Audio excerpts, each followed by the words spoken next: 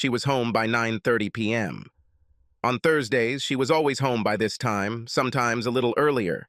You couldn't be too careful. When he returned home from a lodge meeting, it was always 10:15 p.m. It was possible to set the clock using it. Her father got him into this, and he only did it to please both of them. But after joining, he discovered that he liked the civil service aspect of it. He was so good at organizing charity and community events that he was nominated and elected to the Board of Governors. As chairman of the scholarship committee, he worked long and hard to gain support and raise money for the project.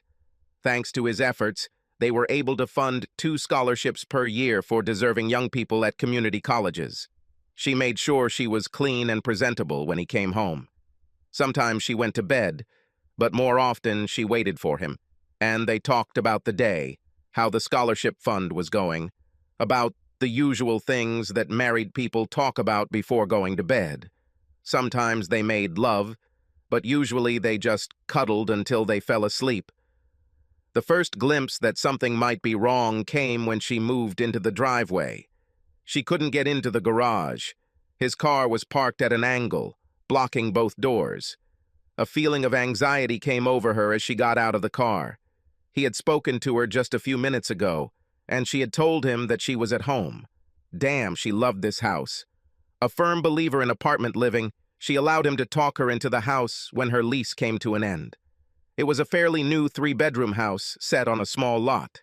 The main advantage was the porch, which completely surrounded the house. There was a swing set under the ceiling fans in front. They often sat under them, swaying slightly, enjoying the warm summer evenings. She was smart enough to understand what he was up to. It was a family home. In her mind's eye, she could even imagine a swing and a children's pool in the enclosed backyard. One of the happiest moments of her life up to this point happened last month when they were planting a new flower bed. To get his attention, she threw some soil at him. "Hey, you." "Hello to you, too. Did I miss something?" "No. I just needed to tell you that I'm ready." "No, I'm not ready. We haven't applied fertilizer or lime yet. We have to mix them before planting." "Not ready in that sense. I'm ready to have a baby." It's a good thing the flower beds are soft, she thought, when he rushed at her and hugged her to him. The lovemaking that followed was slow, gentle, more like an exchange of souls rather than bodily fluids. She had never felt so loved. The most amazing thing was the tears he shed. He was always so calm, so controlled. She walked out onto the porch and headed towards the front door, trying to walk as quietly as possible. "Hello, Les." She jumped. He was sitting in a swing. The porch light wasn't on, and she didn't notice it. "Oh my God, Kenny, you scared me. Let's go into the house." "No, sit next to me for a while. Let's enjoy the breeze for a few minutes." He patted the spot next to him on the swing. "Where have you been? You said you were here, but you weren't there when I got home." She shifted uncomfortably on the swing. "Oh, I didn't want to sleep. I remembered that I was almost out of gas and didn't want to try to fill up in the morning, so I went to the gas station on the corner. There was only a quarter of a tank in the car, and she hoped he wouldn't check." He reached out and took her hand. "Seriously? I could have sworn you just got back from the Hideaway Motel on 5th. Number 69. Funny, right? This is the same number, isn't it? Jerry is quite superstitious about such things. Isn't that where you usually meet every Thursday from 18:30 to 21? She gasped and tried to pull her hand away, but he grabbed her tightly and wouldn't let go. "Relax, Les. I'm not going to hurt you, but I want you to promise to listen without interrupting. I promise that when we're done, it'll be your turn to talk and mine to listen. Will you do this for me?" "Fine." She hunched over, curled up into a ball, and sobbed loudly. He continued speaking in a quiet, toneless voice. "When I first learned about this, I refused to believe it. One of your friends saw you. No, I don't know which one. She sent me a letter from a public account. At first I ignored him, but the seed was sown, and it grew, creeping into the crevices of my brain until I finally had to get rid of it by refuting it. Then I checked. I asked a friend to look after the house for me. Do you have any idea how humiliating it is to ask someone to do this? especially if he is a friend to both of us. This favor may have ended my friendship with him. Do you like this story? Click the like button and subscribe to the channel to make the main character's revenge sweet. It was terrifying to watch him struggle with his emotions as he laid out the case to me. He even had pictures of you and Jerry going in and out of the motel room, including kissing hello and goodbye. Luckily for us, he doesn't know who this person was. Now he tries to avoid me. I think the pain he saw on my face that day is what he sees now, every time he looks at me. Small sobs escaped her lips. She tried to speak, but he gently placed his fingers on her lips. Hush. You promised to listen first. He pressed his fingers to her lips until he felt a slight nod. Fine. I'll try not to delay too long. The porch light was off. The only illumination of the stage was the light penetrating through the living room curtains. Although he continued to speak in a calm, even tone, his face was a mask of pain and suffering. But in the darkness, she could not see it. When he showed me the photos, I swear the sound of my heart breaking nearly deafened me. Literally, my ears were ringing. But after thinking about it, I felt like I should know why. Why would you two do this to us? For the first time in all his time, his calm was broken, and a shuddering sob escaped. He breathed deeply for a minute, fighting for control of himself. Your own sister, Leslie, how could you? When your mother died, she took you in and practically raised you. You should know that at 15, the last thing she would want is to be responsible for a 9-year-old child. But she did it. I missed dates, dances, school events to be near you. Your dad told me that 1 year's money was so tight that she gave up Christmas so you could have something under the tree. She loved you more like a daughter than a sister. You know she'll find out eventually. Even if she deserves the truth, I will never tell her. I love her too much to hurt her like that. Maybe she can forgive Jerry. She's the best woman I know. But to forgive you, Les, I don't know if her heart is that big. Tears rolled down her cheeks, gaining speed and volume as she realized for the first time the consequences of her actions. She remembered feeling the elation and self-satisfaction of having a secret, of getting away with something. Now it seemed so childish to her. Her mind was already searching for ways to fix the situation, desperately hoping that she could make things right. How could she be so stupid? But deep down, she knew that he loved her so much that he would forgive her anything. It was her anchor, her rationalization, that even if she was caught, he would never leave her. For the first time, doubts crept into her soul. I should have known, Les. Why? It was consuming me. That's why I put a bug in your purse. Remember that cute little flashlight I bought for you? It was also a voice-activated voice recorder. It's amazing what you can find online these days. Do you know what struck me? There was no spark between you. It was like, we're here, let's just have sex so we can go home to our families. Once he even called it a quick bite, and you giggled and agreed. If it meant so little to both of you, why did you do it? Oddly enough, it gave me hope. If it meant so little, then perhaps it would all end soon. If that happened, I would take my knowledge of your affair to my grave. I had a plan. I was going to change my habits, make it difficult for you to continue your meetings.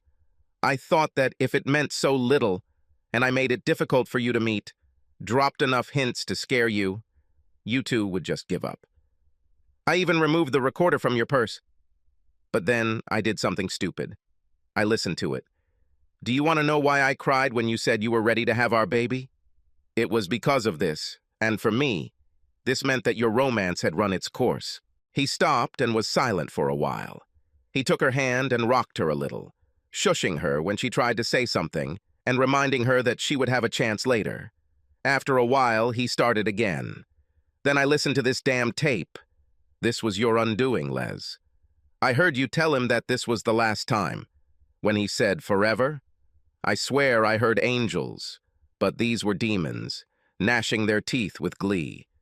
If you don't remember your answer, I still have the film. He pressed a button on the tape, and she heard her world collapse at her own words. Of course not, Jerry. just long enough to get pregnant. I love him and I want to make sure it's his baby. 2 weeks after the doctor confirms I'm pregnant, you'll be back in the saddle. We might have to date more often. All my friends say pregnancy is a constant turn-on. Just be glad Kenny will be there to take charge." Even in the darkness, Kenny noticed how pale her face had become. Rapid, shallow breathing indicated the onset of hyperventilation. He waited for her breathing to return to normal. "You have no idea what was going on in my heedless. Terrible things, so vicious and vile that I am ashamed that they came into my head. I was going to destroy you, maybe kill Jerry, a slow, miserable, painful death. Finally, I calmed down and thought about everything rationally. I've been wondering what to do for the past 2 weeks. It took me a while, but I came up with the perfect revenge. I bet you're dying to know, aren't you, Les?" She was terrified. "Well, honey, here it is. It was so simple that I don't know why it didn't occur to me before. You won't be able to love me anymore. It will never be Kenny and Les again. From now on, it's just Kenny, just Leslie. We are no longer one. We will never have children. The 2 girls I wanted because I thought there should be more like you in the world will never exist. A little boy with your grace and my height? It will never exist. We will never go to LeMay's classes together, technique for preparing for childbirth. I will never rub lotion on your belly to reduce stretch marks. I will never hold your hand and cut your umbilical cord in the delivery room." Child who? Illnesses, seeing off kindergarten, high school graduation, college. This will never happen. No talking about the birds and the bees, no celebrating sports victories or consoling for defeats, no driving lessons, no loss of sleep when they first start dating, no grandchildren. When your hands shake so much that you can't cut your golden anniversary cake, I won't help you hold on. You will never grieve for me, and I for you, when one of us finally leaves. This house that we both love so much, I refused the offer to purchase. We will never own it together. He will never keep memories of us. Finally, tears came to his eyes. "You killed us, Les, as surely as if you had put a gun to our heads and pulled the trigger. I've thought about this a lot. I'm tired of thinking, tired of crying, tired of feeling lost and alone. There must be a good woman who is looking for a guy whose only talent is to love her to the end, knowing that his love and trust will never be betrayed. Not next week, not next month, but soon, Les. Soon I'll start looking. She must be here somewhere." He let go of her hand and stood up, absent-mindedly dusting his trousers. "I'm leaving, Les. I already took what I wanted. It was very little. I wanted nothing to remind me of you. I didn't take a single photo of you or us together. I have enough mental images to last me the rest of my life." He reached the end of the porch and turned around. "I hope you find someone, Les. Remember this when you find it. I'm not going to leave town or change jobs, so we'll see each other from time to time. Please don't put us in an awkward position by trying to talk. I'll leave, quietly if I can, loudly and rudely if I have to. One more thing and I'll leave. It's up to you to decide what to tell your family. You started this mess. Handle it however you want. Just don't make me the bad guy. Just say it didn't work out, and I'll support you. Oh, I forgot. One more thing. Tell Jerry to stay away from me. If I'm in a bar, restaurant, or any other public place and he sees me, let him leave. I would never physically harm you. But he doesn't deserve anything, and honestly, I don't even know if I want to control my anger." He was about to get into the car when the shock began to wear off. Running up to him, she grabbed his hand. "Wait, please wait. You said I could talk when you finished. Please sit back down. Let me explain. Beg, if necessary. I swear I'll never touch another again." He carefully removed her hand. "Les, never, and I mean never, touch me again. I just did something I swore I would never do to you. I lied. I don't want to talk to you. I don't want to hear your explanations and excuses. I don't want to hear your promises. It's all over between us, Les. You have no idea how sorry I am." He didn't say another word, just got into the car and drove away. She sat on the steps and cried uncontrollably when he drove away. Please like and subscribe to the channel and you will never be cheated on.